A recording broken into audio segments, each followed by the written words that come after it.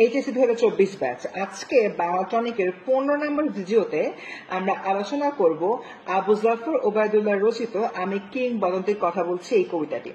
আচ্ছা শিক্ষার্থীরা, তোমরা কখনো ভেবে দেখেছো এই যে কবিতাটার নাম আমি কিংবদন্তির কথা বলছি, এখানে কিংবদন্তি শব্দটা কেমন ব্যবহার করা হয়েছে?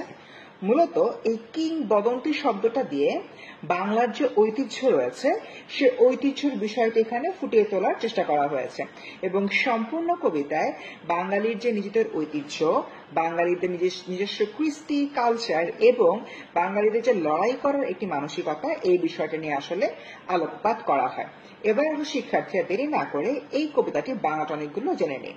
বাংলা টনিক নাম্বার 1, যেখানে আমরা আলোচনা করব বাঙালির হাজার বছরের ইতিহাস, পার্টিকুলারলি সংগ্রামের ইতিহাস। দেখো শিক্ষার্থীরা, আমরা যদি বাঙালির যে ইতিহাসটা আছে সেটাকে রিভাইন করি, তাহলে দেখতে পাবো যে একদম শুরু থেকে শেষ পর্যন্ত ইংরেজদের হাতে আমরা শোষিত হয়েছে, পাকিস্তানিদের হাতে আমরা শোষিত হয়েছি। এর আগে নানান সময় নানান মানুষজনরা এসে বাংলাকে শোষণ করেছে, বাংলার যে প্রাকৃতিক সম্পদ রয়েছে সেগুলোর কারণে। সবকিছু মিলে প্রত্যেকটা জায়গায় বাঙালি শোষিত হয়েছে এবং যখন বাঙালি টের পেয়েছে যে না, আমার এগেনস্টে তো আসলে অবিচার করা হচ্ছে, অন্যায় করা হচ্ছে, তখনই আসলে যে বাঙালি আছে বাঙালি প্রতিবাদ করেছে।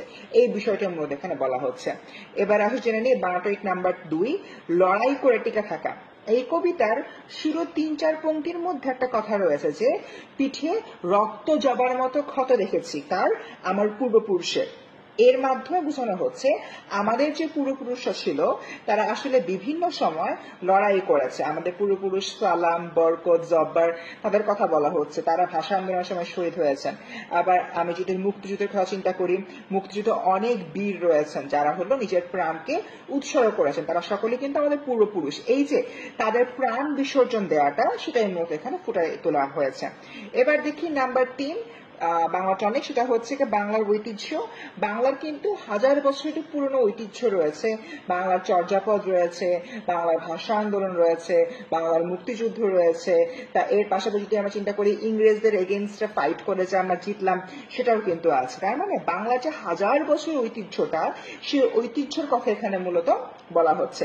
এবং সবার শেষ শিক্ষার্থীরা 4 নাম্বার যে বাংলাটা, সেটা হচ্ছে কি বাংলার প্রকৃতি ও কৃষি। দেখো এই যে সম্পূর্ণ কবিতাটি রয়েছে, কবিতার মধ্যে কিন্তু বাংলার পলিমাটির কথা বলা হচ্ছে।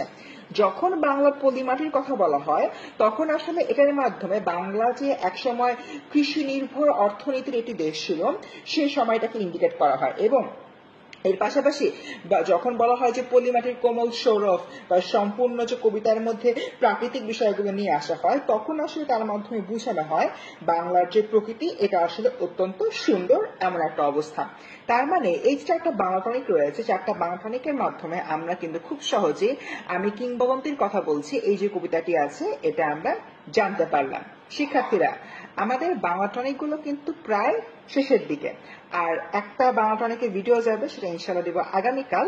এরপরে বাংলা টনিক শেষ, শুরু হবে Bangla doubt solving. Bangla doubt solving নিয়ে কারো যদি কোনো প্রশ্ন থাকে প্লিজ জানিয়ে দাও কমেন্ট সেকশনে। দেখা হচ্ছে আগামীকালের সর্বশেষ বাংলা টনিকের ভিডিওতে।